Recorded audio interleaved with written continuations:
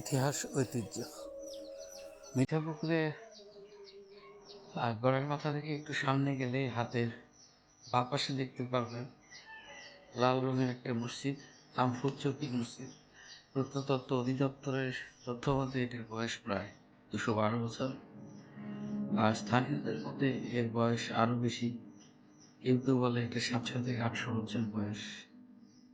মসজিদটা ছোট হলেও মানুষের মুখে নাম বড় মসজিদ, আবার কেউ ডাকে লাল মসজিদ। এখানে অনেকেই আসে দূর দূরান্ত থেকে মসজিদে নামাজ আদায় করতে। প্রতি শুক্রবারে জামাত হয়, সেই জামাতে প্রায় 150 থেকে 200 জন লোক অংশগ্রহণ করে। আর সেখানে প্রতিনিয়ত কেউ না কেউ তবরক বিতরণ করে এবং অনেকেই আসে ঘুরতে, দেখতে। কিন্তু প্রকৃত জন্ম ইতিহাস নিয়ে, বয়স নিয়ে অনেকের দ্বিধা আছে। সরকারি মতে যেটা লেখা আছে 212 বছরই লেখা আছে প্রায়, আনুমানিক বলা আছে, এবং স্থানীয় জনগণ বলছে না এটা 700 থেকে 800 বছর।